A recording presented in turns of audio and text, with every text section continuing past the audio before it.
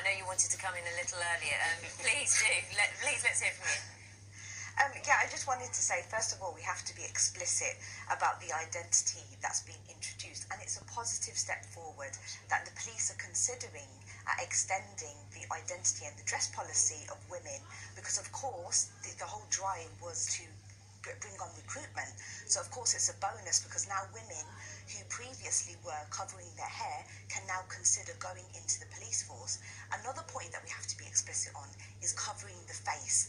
Is that practical? And I think the commissioner or the guy from the Muslim Association actually said it's not practical.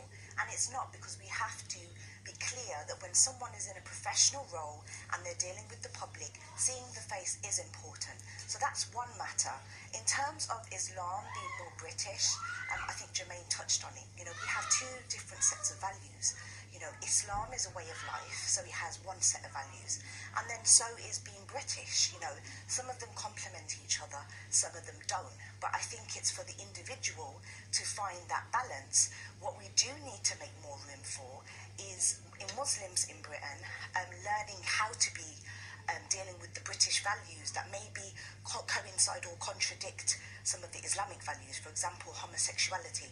You know, if you speak about this in the Muslim community, it's like, shh, no, we're not allowed to talk about that. So, you know, I think they're two very different subjects. So what needs to change then, Shalina? What needs to change in terms of to encourage more integration into British society? The discussion. You know, I think even if we look at how Islam is presented in the media, there is so much on Islamophobia, on the negatives, but we don't often focus on the positives of Islam's integrating into the communities. You know, it's always very negative and one-sided.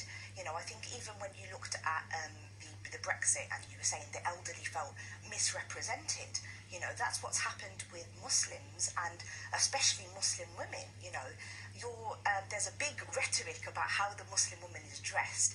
You know, a woman's Islam is not determined by her identity. There's so much more to Islam. It's about the 5 pillars. But there's this big thing about the way the woman is dressed.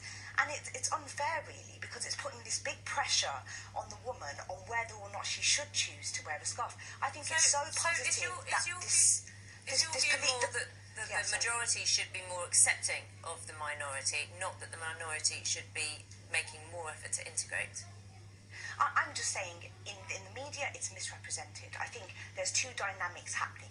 You know, there's the bigger discussion, like Jermaine says, in schools, things like that. We should be having political discussions and social discussions. But within Muslim communities, there should be different discussions happening there in terms of them integrating into community. So one's learning to accept the other kind of thing and learning to live with one another.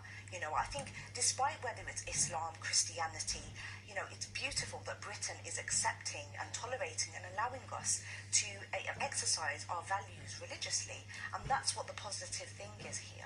George, brief reaction for you before we get some viewers' thoughts. I think Frederick was correct in saying it must come from within. And with Baroness Farsi, it's coming from within.